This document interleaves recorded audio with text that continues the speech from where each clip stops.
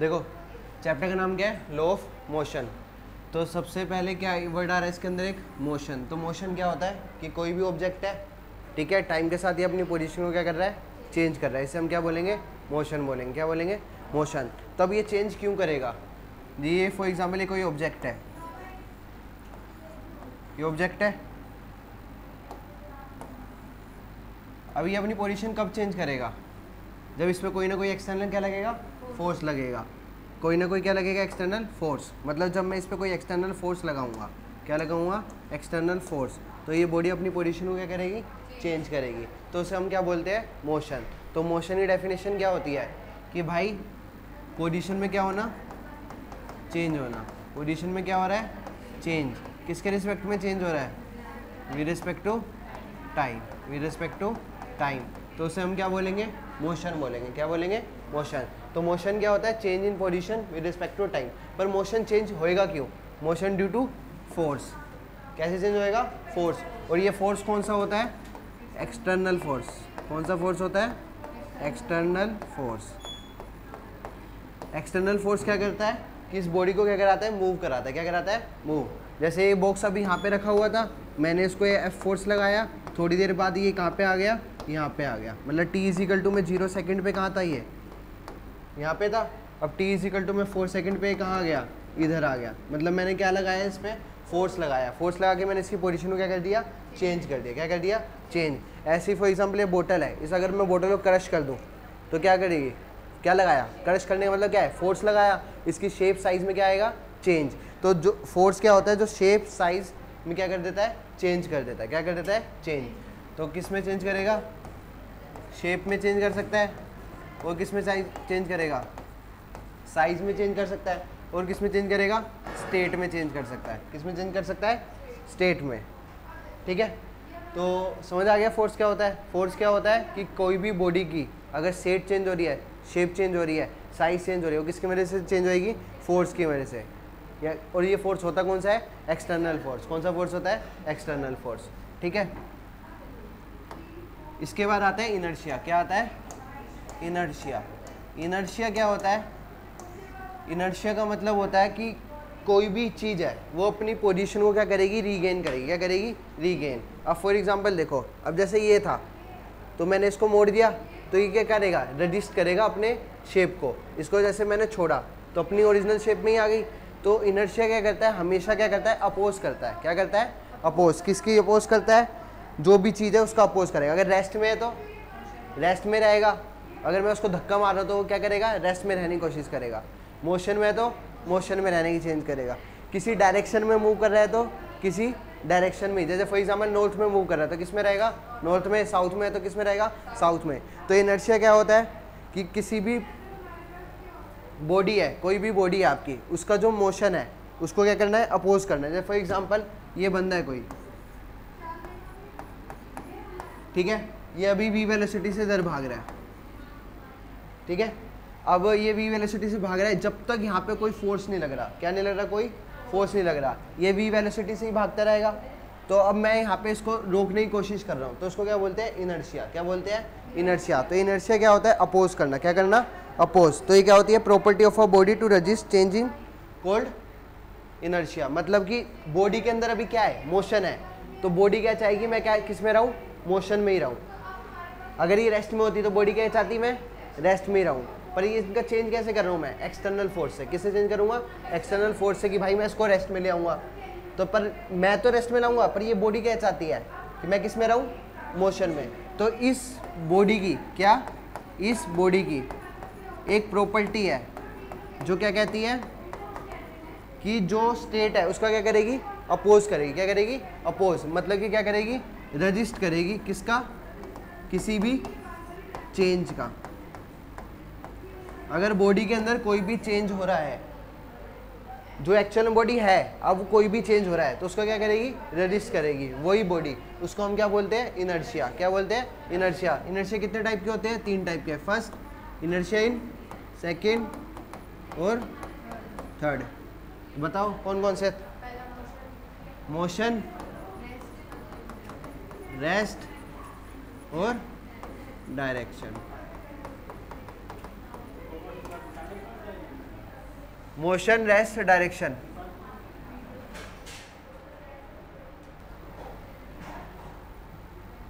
तो क्या हो गया? Motion, rest, direction. तो the property of a body क्या करेगी? रेजिस्ट करेगी किसका? चेंज का। किस? तो चेंज क्या क्या हो सकता है? या तो मोशन होएगा या क्या होएगा? रेस्ट में तो रेस्ट में रहेगी, अगर उसमें है किसमें है? कोई डायरेक्शन में मूव कर रही है तो उसी डायरेक्शन। फॉर एग्जाम्पल नॉर्थ में जा रही है तो किसमें रहेगी? नॉर्थ में रहेगी। ठीक है, तो ये क्या हो गया? इनर्शिया के बारे में हो गया। तो इसके बाद आते हैं हमारे लॉज। क्या आते हैं? लॉज। किसके लॉज? लॉज किसने दिए थे? न्यूटन ने। कितने लॉ दिए थे? 3 लॉ दिए थे, फर्स्ट, सेकंड, थर्ड। न्यूटन ने कितने लॉ दिए थे? 3 लॉ दिए थे। तो फर्स्ट लॉ क्या था? First law, Newton first law क्या था? अगर कोई भी ऑब्जेक्ट रेस्ट में है, जैसे फॉर एग्जांपल ये बॉडी है, ये अभी किस में है? रेस्ट में है। अगर ये मोशन में आई, किस में आई? मोशन में, तो ये हमेशा किस में रहेगी? मोशन में। अगर रेस्ट में तो किस में रहेगी? रेस्ट में। तो फर्स्ट लॉ ये बोलता है कि अगर कोई बॉडी है तो रेस्ट में है तो रेस्ट में रहेगी, मोशन में है तो मोशन में रहेगी, unless and until external force applied on it. तो इसका मतलब क्या है? जैसे अभी ये बॉडी है, अभी मैंने हाथ रख रखी है, अगर ये मोशन में होती है तो क्यों रुक रही है? क्योंकि सरफेस और कॉन्टैक्ट के बीच में कोई फोर्स है जिसको हम फ्रिक्शन बोलते हैं। आगे समझेंगे फ्रिक्शन होता क्या है। ये बॉडी और इस सरफेस के बीच में भी है क्या? फ्रिक्शन। अगर मैं इसको मूव कराऊँ, ये मूव कराए, रुक गई, तो क्यों रुकी है? Due to friction. तो मतलब कोई ना कोई क्या लग रहा है? External force. तो फर्स्ट लॉ ने क्या बोला? अगर कोई एक्सटर्नल फोर्स नहीं लग रहा, क्या? अगर कोई एक्सटर्नल फोर्स नहीं लग रहा तो कोई बॉडी रेस्ट में है तो बॉडी रेस्ट में है तो रेस्ट में रहेगी, मोशन में है तो मोशन में रहेगी, unless and until external force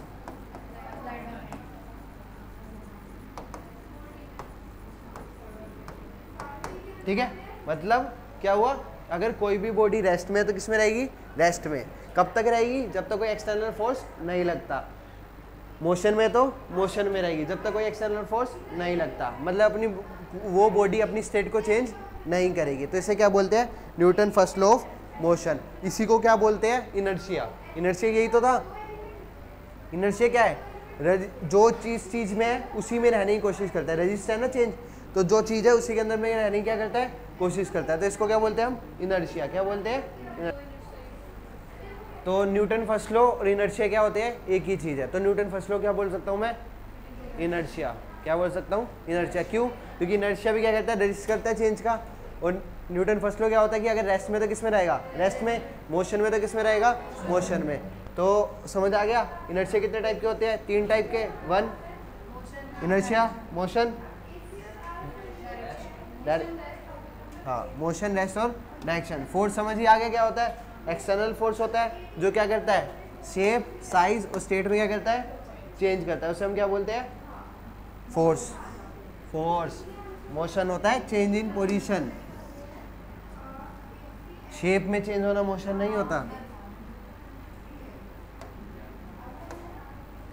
ठीक है, फर्स्ट लॉ समझ आ गया। अब फर्स्ट लॉ के बाद कौन सा आएगा? Second law. कौन सा आएगा? Newton second law.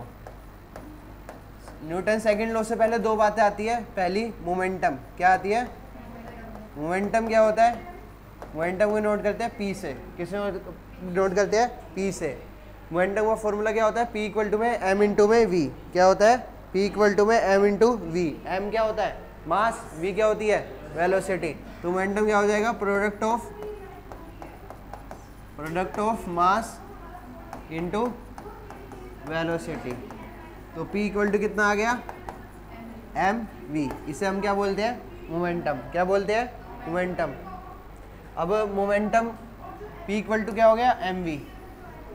अब मैं अगर ये बॉडी है कोई, एक यहाँ खड़ी है, अभी इसकी वेलोसिटी मान ली, अब ये बॉडी यहाँ पे आ गई, तो देखो 2 टाइप की वेलोसिटी होती है। एक होती है इनिशियल वेलोसिटी और एक होती है फाइनल वेलोसिटी। तो इनिशियल वेलोसिटी किससे नोट करते हैं? u से। फाइनल वेलोसिटी नोट किससे करते हैं? v से। मास अगर यहाँ पे m है तो यहाँ पे भी कितना रहेगा? m। कितना रहेगा? m। मास हमेशा क्या रहता है? कांस्टेंट रहता है। क्या रहता है? कांस्टेंट। तो इनिशियल मोमेंटम कितना होएगा? mu। फाइनल मोमेंटम कितना होएगा? mv। अगर मैं पूछता हूँ मोमेंटम में चेंज कितना हुआ, क्या पूछता हूँ? मोमेंटम में चेंज। तो कभी भी चेंज लिखा जाए, क्या लिखा जाए, चेंज। तो चेंज का मतलब क्या होता है, फाइनल माइनस इनिशियल। इनिशियल कहाँ थी बॉडी, यहाँ पे थी इनिशियल, फाइनल कहाँ पे थी, यहाँ पे थी, तो इनिशियल मोमेंटम कितना होएगा, mu, फाइनल कितना होएगा, mv। तो पहले क्या लिखना है, final mv minus initial mu, तो m कॉमन ले लिया तो क्या आ गया, v माइनस u। समझ गए। तो मोमेंटम क्या होता है, प्रोडक्ट ऑफ मास इनटू में वेलोसिटी। इनिशियल मोमेंटम mu है, वेलोसिटी को ध्यान रखना, इनिशियल वेलोसिटी किससे नोट करते हैं, u से, फाइनल वेलोसिटी किससे नोट करते हैं, v से, ठीक है। इसी से क्या ड्रॉ होता है, न्यूटन सेकंड लॉ। क्या होता है, Newton second law. Newton second law क्या बोलता है, rate of change in momentum, क्या, rate of change in momentum, rate of change in momentum directly proportional to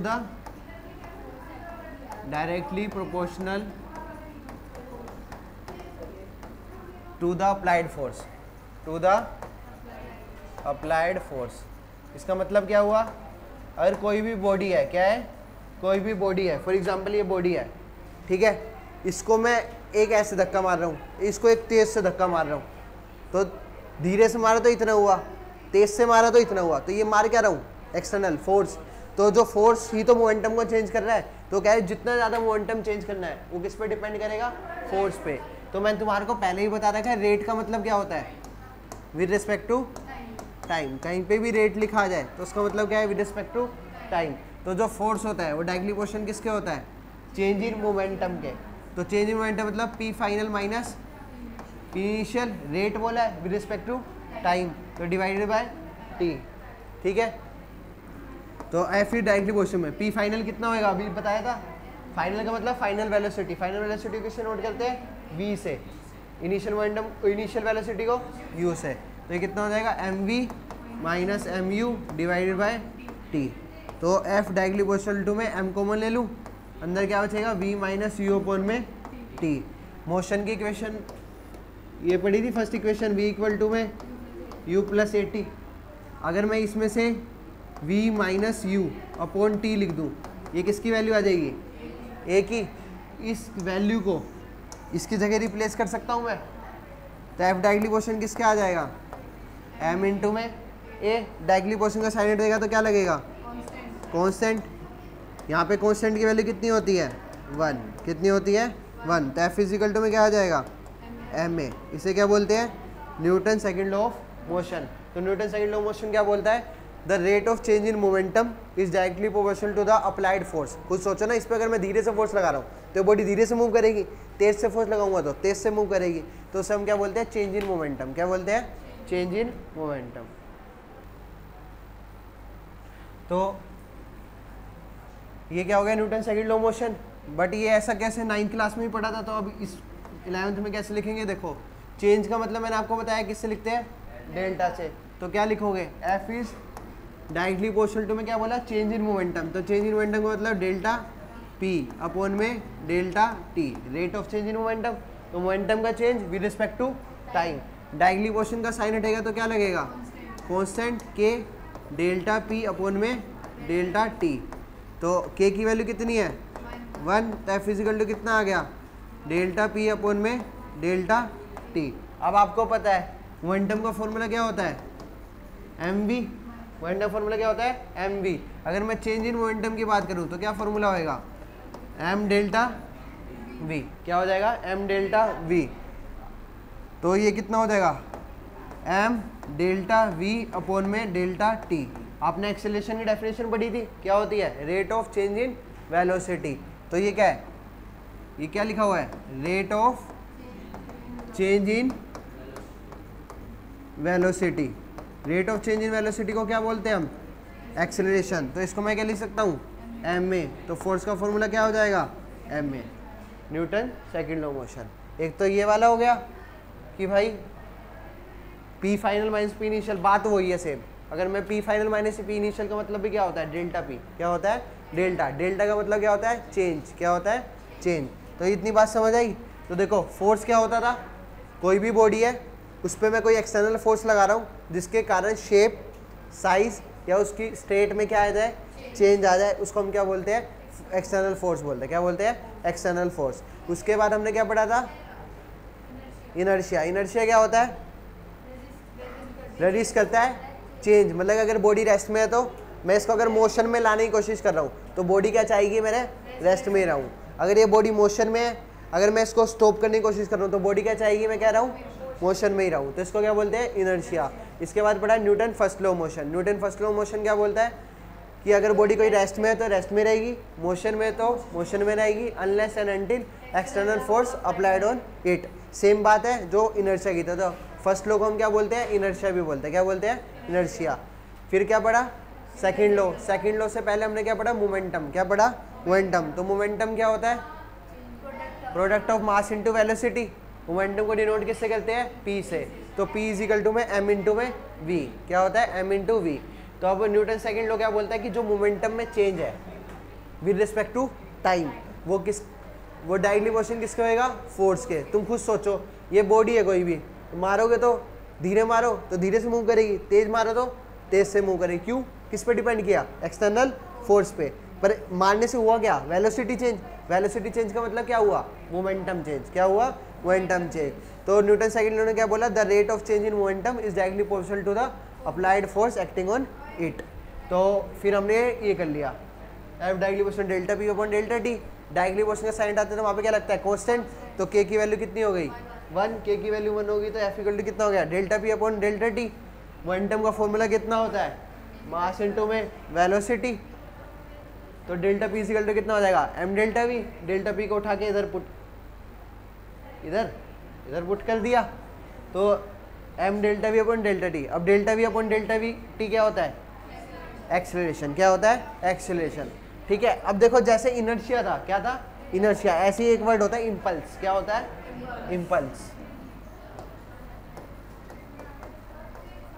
impulse क्या होता है, जैसे मैंने आयुष को थप्पड़ मारा, तो आयुष को थप्पड़ मारा तो शॉर्ट इंटरवल के लिए उसके कान क्या बजने लग जाएगा। तो जब वो कान बज रहा है, जिस समय वो कान बज रहा है, तो शॉर्ट इंटरवल के लिए जो आया फोर्स आया, जो शॉर्ट इंटरवल के लिए फोर्स होता है, उसको हम क्या बोलते हैं, इम्पल्स बोलते हैं। क्या बोलते हैं, इम्पल्स।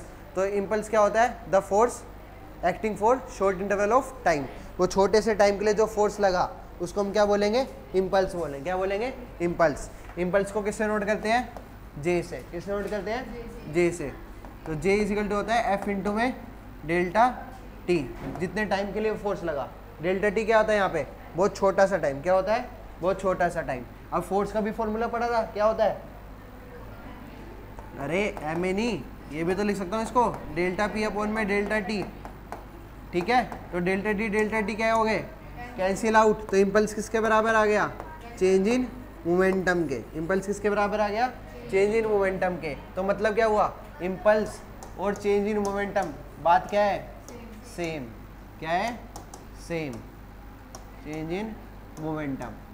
तो मतलब क्या हुआ, जब हमारे को वेलोसिटी गिवन होगी, क्या गिवन होगी, वेलोसिटी गिवन होगी, तो हम क्या निकाल लेंगे, चेंज इन मोमेंटम। चाहे हमारे से इम्पल्स पूछा हो, हमारे से पूछा इम्पल्स बताओ, पर हमें वेलोसिटी गिवन है, तो हम क्या करेंगे, चेंज इन मोमेंटम निकालेंगे। और फॉर एग्जांपल फोर्स गिवन है और टाइम गिवन है सीधा खाली, तो हम क्या निकाल लेंगे, इम्पल्स। और चेंज इन मोमेंटम पूछा है तो हम क्या निकाल लेंगे, इम्पल्स। तो चाहे इम्पल्स निकालने के लिए बोले, चाहे क्या निकालने के बोले, चेंज इन मोमेंटम निकालने के लिए बोले, दोनों बात क्या है, सेम है।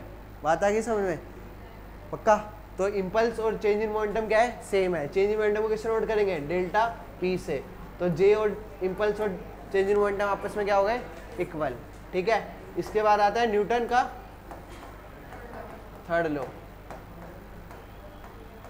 न्यूटन थर्ड लॉ क्या बोलता है, every action has an equal and opposite reaction. अगर आप इस बॉडी पे कोई फोर्स लगाओगे, ये बॉडी उतना ही आप पे क्या लगाएगी, उल्टा फोर्स लगाएगी। क्या लगाएगी, उल्टा फोर्स। हमेशा जो फोर्स है, जैसे सिंपल भाषा में क्या बोला, किसी बॉडी पे आपने क्या दिया, एक्शन। क्या दिया, एक्शन। तो इसका क्या मिलेगा, रिएक्शन। क्या मिलेगा, रिएक्शन। ये हमेशा कितनी बॉडी पे होता है, 2 डिफरेंट बॉडी पे। किस पे होता है, 2 डिफरेंट बॉडी पे होता है, एक ही बॉडी पे नहीं होता। मतलब एक्शन भी उसी का ही है और रिएक्शन भी उसी का ही है, ऐसा नहीं होता। ठीक है। 2 डिफरेंट बॉडी पे होता है। कौन, न्यूटन थर्ड लॉ। मतलब ये बॉडी है, इस पर मैंने क्या लगाया, एक्शन। इस बॉडी ने इस बॉडी पे क्या लगाया, रिएक्शन। तो दोनों बॉडी क्या है, अलग अलग है, क्या है, अलग अलग। तो न्यूटन थर्ड लॉ क्या होता है, every action has an equal and opposite reaction, it occur on two different body, या क्या बोल सकते हो, पेयर में लगता है। किस में लगता है, पेयर में। पेयर क्या होता है, एक अलग एक अलग, समझ गए। तो ये क्या था, न्यूटन थर्ड लॉ। तो स्टार्टिंग से क्या किया, force, impulse, inertia, Newton first law, second law और थर्ड लॉ, ठीक है। अब एक क्वेश्चन देखो,